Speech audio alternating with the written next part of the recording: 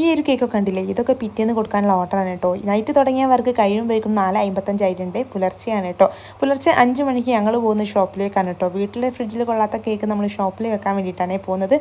സംഭവം എന്തായാലും എനിക്കിഷ്ടമാണ് കേട്ടോ. നല്ല മഴയത്ത് സോങ്ങൊക്കെ വെച്ചിട്ടുള്ള യാത്ര. പക്ഷേ 2 ദിവസത്തെ ഉറക്കക്ഷീണം ബാക്കി ഉണ്ടായിരുന്നു കേട്ടോ. ഇതൊരു ഞായറാഴ്ചയാണ് കേട്ടോ. ശനിയാഴ്ച ഞായറാഴ്ച നമുക്ക് അത്യാവശ്യം നന്നായിട്ട് ഓർഡർ ഉണ്ട് കേട്ടോ. കുറേ അധികം ട്യൂട്ടർ തന്നെ നമുക്ക് കൊടുക്കാനുണ്ട്.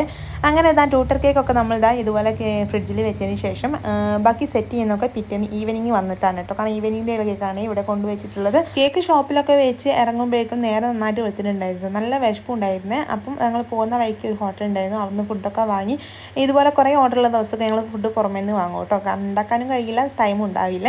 അങ്ങനെ ഫുഡൊക്കെ കഴിച്ചതിന് ശേഷം ഞങ്ങൾ ട്യൂട്ടർ കേക്കിൻ്റെ പരിപാടികളിലേക്ക് പോയേ. അങ്ങനെ ഓരോ കേക്കും കംപ്ലീറ്റ് ചെയ്തു, ഡെലിവറി ഒക്കെ ചെയ്തു. പിന്നെ ഷോപ്പിൽ നിന്ന് നമുക്ക് കൊടുക്കാനുള്ള കേക്കും. അതിനിടയ്ക്ക് നമുക്ക് മഴക്കാലം ആയതുകൊണ്ട് തന്നെ പ്രത്യേകിച്ച് കറണ്ട് പോകുന്നൊരു പരിപാടിയുണ്ട്. അപ്പോൾ സഹായിക്കുന്ന ആളാണ് കേട്ടോ ഇവൻ. ഈവനിങ്ങിലെ കേക്കൊക്കെ ഫുൾ ഡെലിവറി ഒക്കെ ചെയ്ത് കഴിയുമ്പോഴേക്കും നന്നായിട്ട് ക്ഷീണിച്ചിട്ടുണ്ടായിരുന്നു കേട്ടോ. അങ്ങനെ ഫുഡൊക്കെ പുറമേ നിന്ന് കഴിച്ചതിന് ശേഷം ഞങ്ങൾ വീട്ടിലേക്ക് പോയി. അപ്പോൾ ഇതിൻ്റെയൊക്കെ ഫുൾ വീഡിയോ നമ്മുടെ യൂട്യൂബ് ചാനലിൽ അപ്ലോഡ് ചെയ്തിട്ടുണ്ട് കേട്ടോ. കാണാത്തവരാരെങ്കിലും ഉണ്ടെങ്കിൽ ഒന്ന് കയറി കണ്ടേക്കണേ.